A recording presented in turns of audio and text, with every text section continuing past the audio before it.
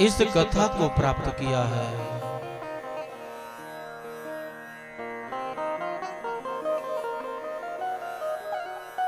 गोस्वामी तुलसीदास जी महाराज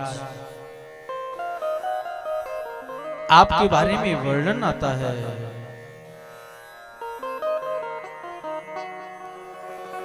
राजापुर यमुना के तीरा तुलसीता बसे मति धीरा। पंडित सकल शास्त्र विज्ञाता विद्या में विश्वास अघाता।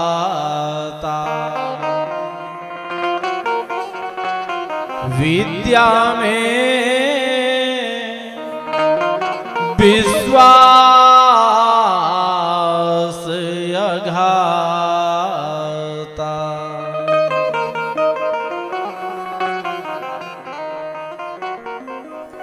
गोस्वामी तुलसीदास जी महाराज के विषय में आता है कि आत्माराम दुबे नामक एक प्रतिष्ठित सरयू पारीण ब्राह्मण रहा करते थे। उन्हें सब प्रकार के वेदों शास्त्रों का बड़ा ज्ञात था। उन्हें विद्या में बहुत विश्वास था।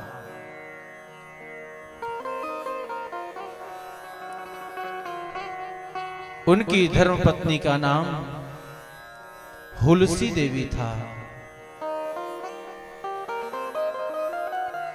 जो कि गौ ब्राह्मणों की सेवा में बहुत तैनात रहती, पति परायणा रहती।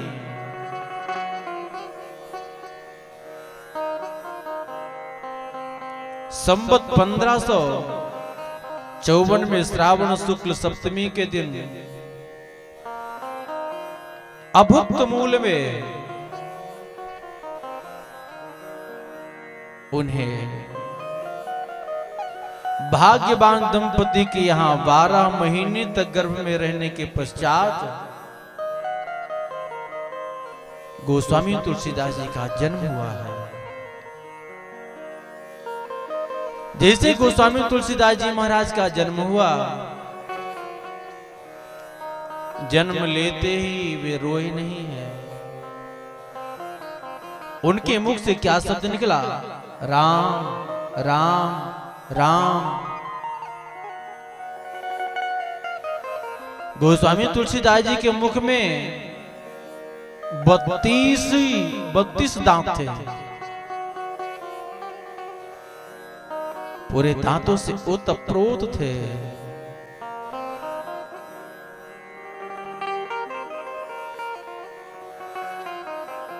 उस बालक को देख करके बोलिए, बालक तो अभुक्त नक्षत्र में हुआ है, मूल में हुआ है। कहते हैं जो बालक मूल में जन्म लेता है, या कि वह बालक ही समाप्त हो जाएगा, या फिर माता या पिता चले जाएंगे। उसकी मूल की बड़ी विडंबना थी। उसी समय क्या हुआ, उस बालक को जन्म देने के पश्चात उनकी जो माता हुलसी थी,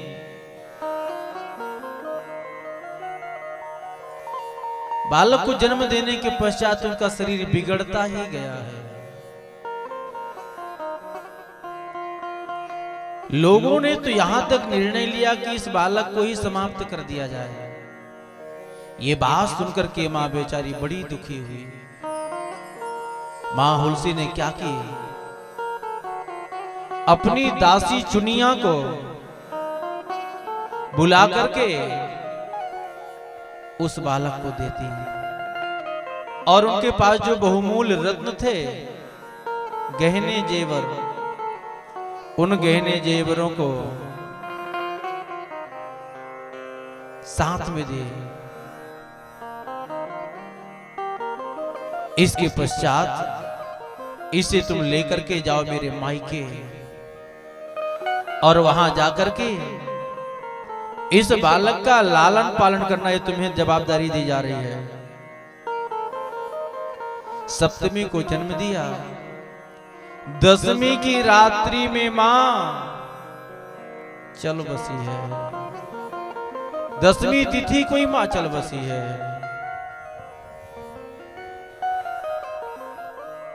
हुलसी मां के जाने के पश्चात वह चुनिया दासी सेवा करने लगी है। वह जो चुनिया दासी थी, सेवा करते करते अनायास कुछ महीने ही वह सेवा कर पाई, और वह चुनिया दासी भी समाप्त हो गई। अब वह बेचारा बालक असहाय यहां वहां घूमता। भला मामा क्या किसका अच्छे से लालन पालन होता है? जो मामा के यहाँ रह करके बालक पढ़े होंगे उन्हें पता होगा कौन किसका कितना अच्छे से ध्यान देने वाला होता है। बालक पता चले यहाँ घूम रहा वहां घूम रहा है, उसे कोई खाने पीने की व्यवस्था नहीं करते। वह बालक धीरे धीरे बड़ा होता गया। आज साक्षात कैलाशपति भगवान शिव शंकर से सहन नहीं हुआ ये दशा देख करके गोस्वामी तुलसीदास जी की। भोले बाबा ने साक्षात पार्वती को एक दासी के रूप में बना करके भेज दिए। पार्वती स्वयं जाती और उस बालक का लालन पालन करती, उसे खिलाते पिलाते, और खिला पिला करके पार्वती स्वयं वहां रहती। जैसे थोड़ा बहुत मौका मिलता तो कैलाश पर्वत चली जाती।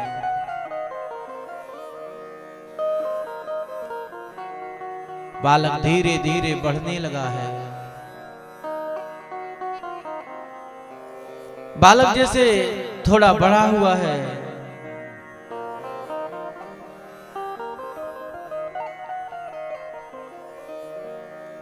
आगे चल करके जैसे बालक 5 से 7 वर्ष का हुआ है, उस गांव में स्वामी नरहरियानंद जी महाराज का पदार्पण हुआ था, महात्मा जी का। लोग आते जाते दर्शन करते वह बालक भी अनायास चला गया। और जैसे वह बालक गया, लोगों ने स्वामी नरहरियानंद जी महाराज जी से कहा कि महाराज, यह बालक असहाय है, इसका अब कोई नहीं है, आप कृपा करके इसे अपना चेला बना लीजिए, इस बालक का भी उद्धार हो जाए। नरहरियानंद जी महाराज ने कहा ठीक है, मैं ले करके जाता हूं। तो उन्होंने उस बालक को लेकर के गए।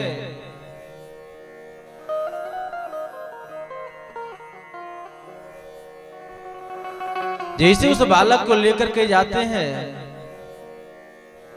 वहां से जैसे आगे नरहरियानंद जी महाराज चले, रामशैल पर्वत के ऊपर चले।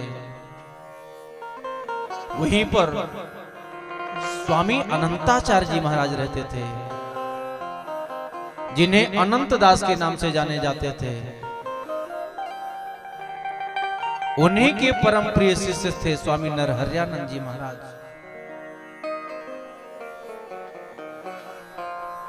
उन्होंने जैसे उस बालक को देखा,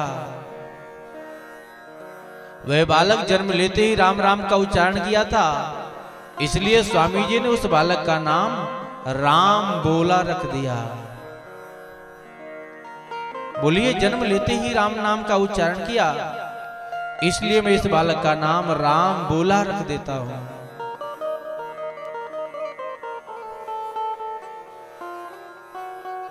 आगे चल करके संवत 1561 माघ शुक्ल पंचमी शुक्रवार को शुभ मुहूर्त में उस बालक का यज्ञोपवीत संस्कार कराया गया है। जैसे यज्ञोपवीत संस्कार कराया, गायत्री मंत्र का उपदेश दिया है। गायत्री मंत्र का उपदेश देने के पश्चात उस बालक को स्वामी जी अपने साथ लेकर के गए। जैसे उस बालक को लेकर के गए,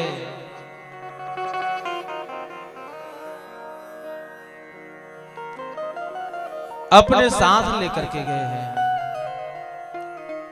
वैष्णव दीक्षा देने के लिए जो वैष्णव के पंच कर्म होते हैं, पंच संस्कार, पंच संस्कार कराए गए हैं।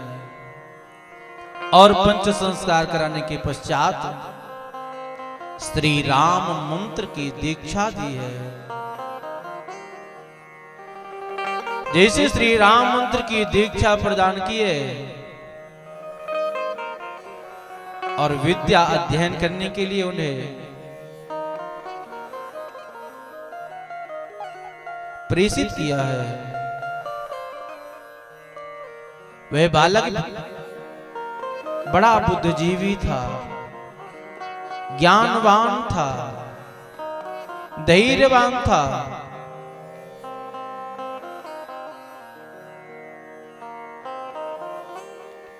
और गुरुदेव भगवान ने अपने शिष्य राम बोला तुलसीदास जी को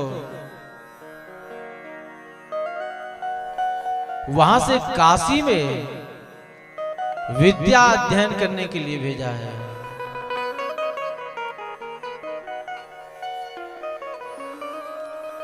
काशी में शेष सनातन जी के यहां अपने शिष्य को भेजे हैं और वहां जाकर के वेद वेदांत व्याकरण आदि का अध्ययन किया है। उसके पश्चात अध्ययन करने के बाद वे अपने जन्मभूमि की ओर लौट करके आए। उन्हें अपनी जन्मभूमि याद आई है। अपि स्वर्णमयीं लंकां न मे लक्ष्मण रोचते जननी जन्मभूमिश्च स्वर्गा दपि गरीयसी स्वर्गा दपि गरीयसी।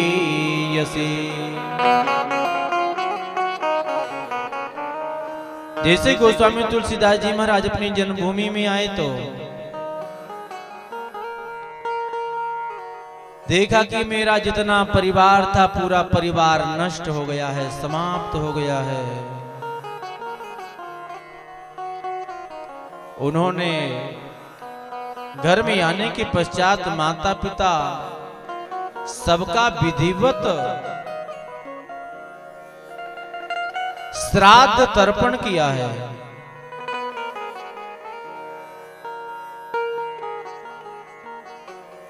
और वहीं अपने जन्मभूमि में रह करके लोगों को बैठालकर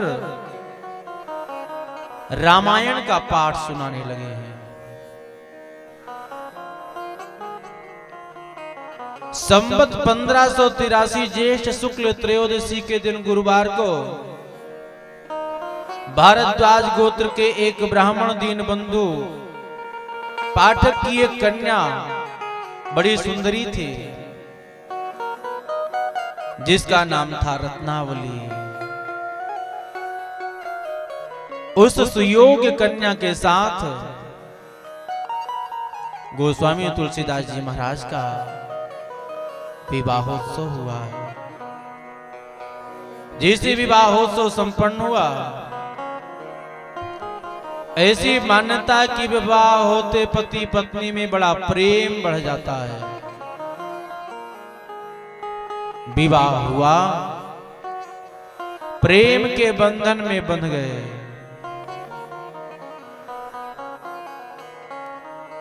बहा विवाह जब नारी तासो अतिशय नेह पसारी। विवाह आई जब नारी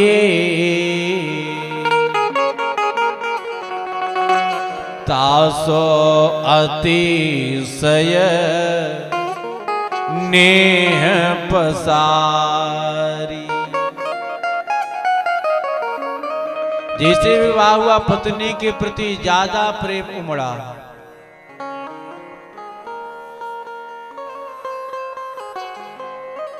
बहुत प्रेम छलका पत्नी के प्रति। विवाह के बाद कुछ दिनों के बाद, कुछ महीनों के बाद रत्नावली जो है उनके भाई साहब आए बहन को लिवाने के लिए। किस लिए? बोले रक्षाबंधन का त्योहार आ रहा, तो क्यों ना बहन को लिवा करके लेकर के चला जाऊं। चूंकि गोस्वामी तुलसीदास जी अपने पत्नी को बहुत मानते थे, मना कर दी, बोले जाओ नहीं भेजना। बहन ने क्या किया, भाई को बोला तुम तो रुको, ये किसी काम से कहीं चले जाएंगे, मौका मिलेगा हम तो झोला उठा के चल देंगे। चूंकि पत्नी उन्हीं की थी, साथ में रहते रहते अभ्यास हो गया था कि ये कैसे मानेंगे।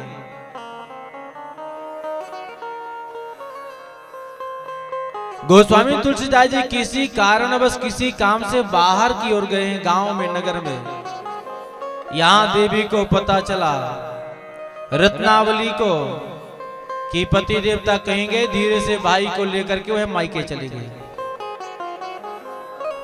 लौट करके आए। जैसे लौट करके घर में आए, देखा घर में पत्नी को बहुत आवाज दी। अब पत्नी हो तो बोले, कोई था ही नहीं, बड़े दुखी हुए बेचारे। पहले तो पत्नी की याद में बड़ी देर तक रोते रहे।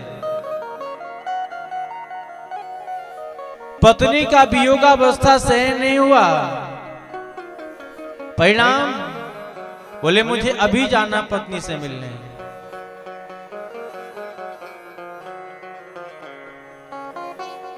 आए पुनी तुलसी जब गे हो,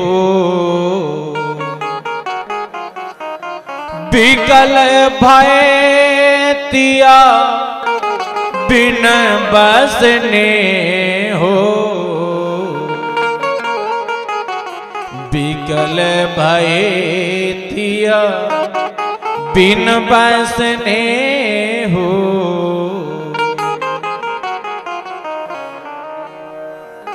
क्या हुआ? पत्नी की याद में सहन नहीं हुआ, और क्या किए? आश्विन का महीना था, माघ कृष्ण पक्ष था, मास कृष्ण पक्ष था। भयंकर मूसलाधार जल की बरखा हो रही थी, बड़ी तेज बरखा हो रही थी। क्या देखा है? यमुना में बड़ी भारी बाढ़ आई हुई है। लपकना गर्जना हो रहा था, कुछ दिखाई नहीं पड़ रहा था। और ऐसी अंधेरी रात्रि में कृष्ण पक्ष में यमुना में प्रवेश कर गए। जैसे यमुना में प्रवेश करते, एक पैर रखा तो घुटने तक जल, दूसरा पैर रखा गले तक आया। अब क्या डूबने लगे? कुछ माध्यम न था। क्या देखा? एक मुर्दा बहते हुए जा रहा था। उसी मुर्दे का आश्रय लेकर के किसी तरह से राम राम राम राम करते करते पार हुई है। अब उस पार तो चले गए, घर के समीप तक भी जाकर के पहुंच गए। उन्हें यह भी पता था कि मेरी पत्नी कहां रहती है, कहां सोती है, मेरी पत्नी का कमरा कौन सा है। पहले क्या किए, घर के पछीती में गए। गयो पछीती चढ़न हित, झूलत रहे भुजंग,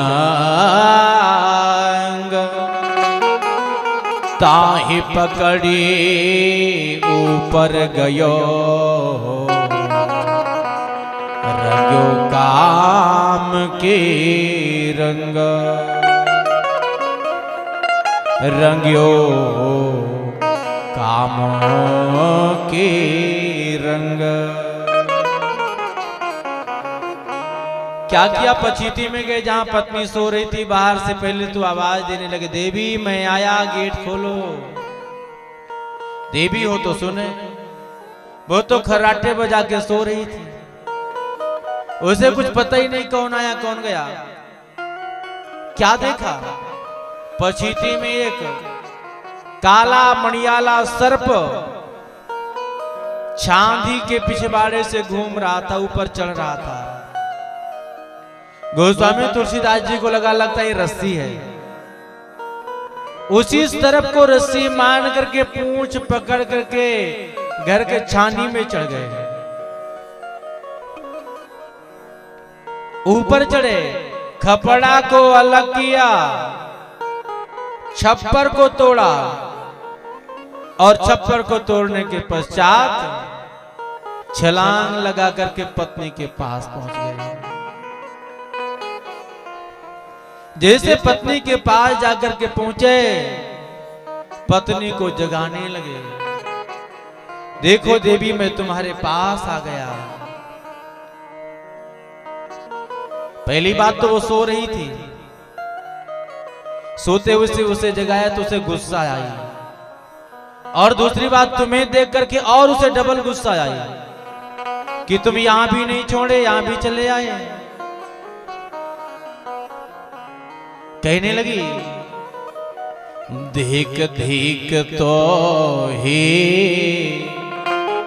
प्राण से प्यारे, चाम हाड़ अति नीरस हमारे, ऐसो मन जो लागत राम, तो सुधरत तो है रो सब काम, तो सुधरत तो है रो सब काम। धिक्कार है इस जीव को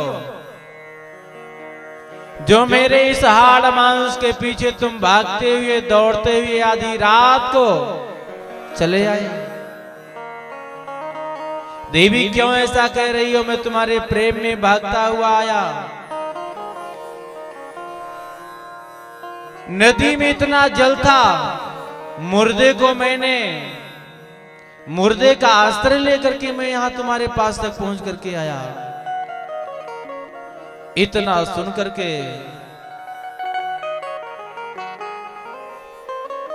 और गुस्से में आई है, और गुस्से में आकर के वह कहने लगी, धिक्कार है,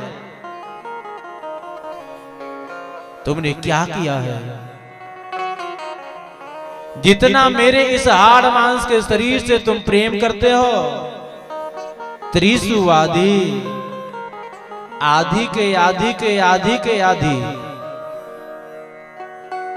यदि इतना प्रेम तुम परमात्मा के प्रति प्रकट कर दो, तुम्हारा जीवन का उद्धार हो जाएगा। धिक्कार है ऐसे जीव को।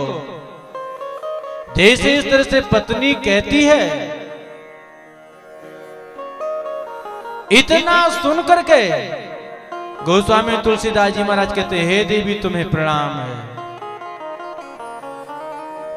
पत्नी की बात बुरी लग गई और तत्काल कह दिए कि देवी अब कभी तुम्हारे पास नहीं आऊंगा, अब मैं जा रहा हूं।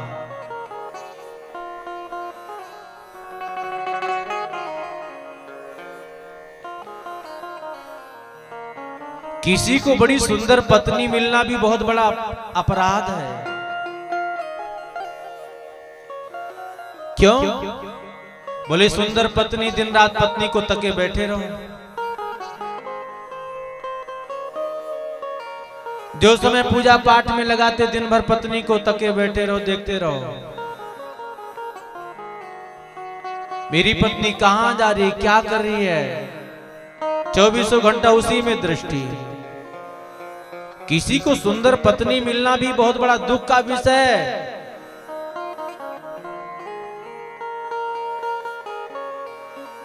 साधारण सी पत्नी मिल जाए, ना देखने में ज्यादा सुंदर, ना देखने में ज्यादा कुरूपा, बोले बहुत अच्छा संभाव, समदृष्टि बड़ा अच्छा रहता है।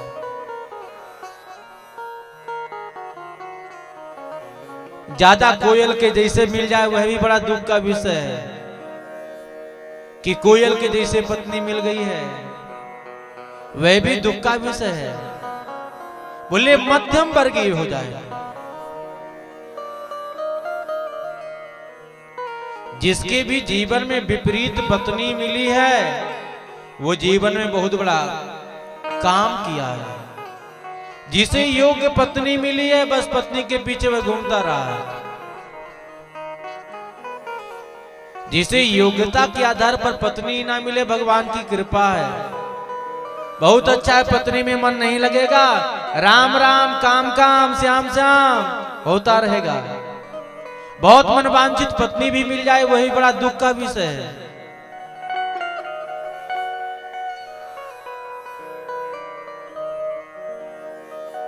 गोस्वामी तुलसीदास जी महाराज तत्काल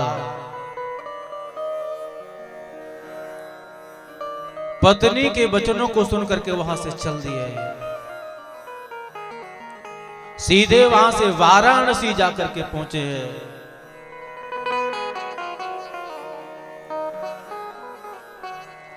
जैसे वाराणसी में जाकर के पहुंचे हैं और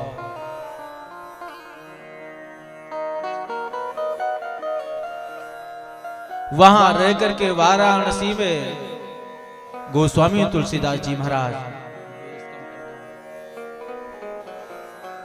गोस्वामी तुलसीदास जी महाराज वहीं वाराणसी में एक साधारण से कोई गुरु का चयन किए हैं और उन गुरु के शरण में रहते हुए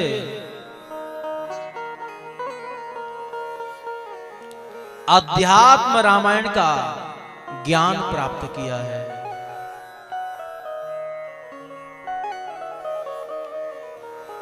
इसके पश्चात नित्य नियम संयम के साथ रहते। ऐसी मान्यता है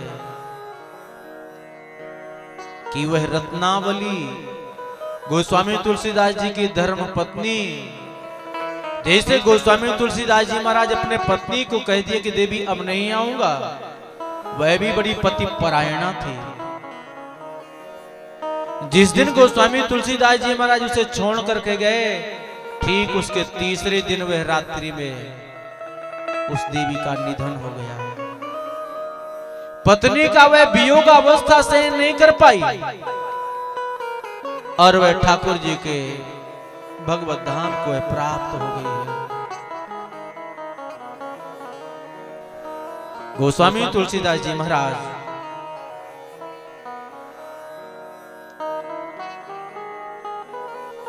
वहीं पर रहते और आगे चल करके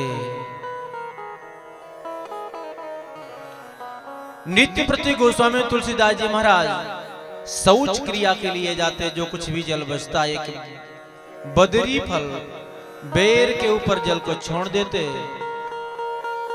बड़े दिन तक नियम चला।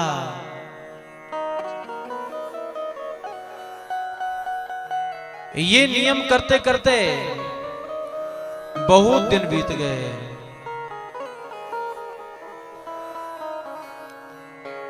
जैसे एक कल्प पूर्ण हुआ है, उस बदरी वृक्ष से एक दिव्य आत्मा प्रकट हुई है। मांगो क्या वरदान चाहिए। गोस्वामी तुलसीदास जी महाराज देख करके तो भयभीत हो गए, राम राम कहने लगे।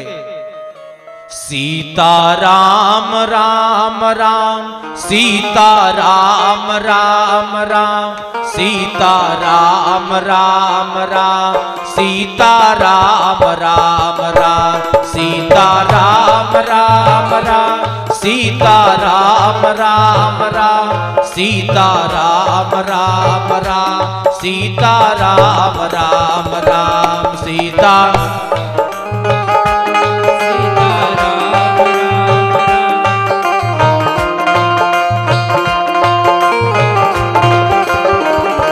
सीता राम राम राम, सीता राम राम राम, सीता राम राम राम, सीता राम राम राम, सीता राम राम राम, सीता राम राम राम, सीता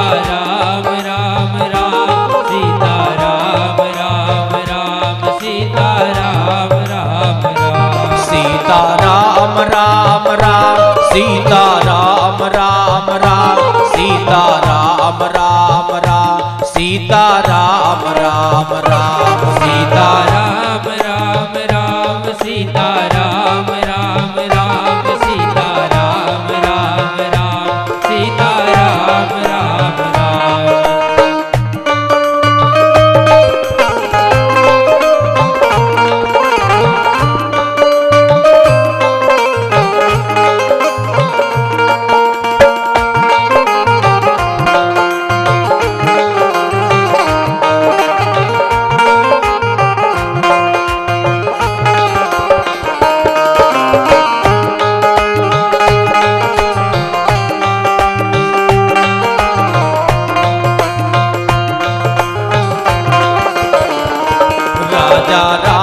राम राम, राजा राम राम राम, राजा राम राम राम, राजा राम राम राम, राजा राम राम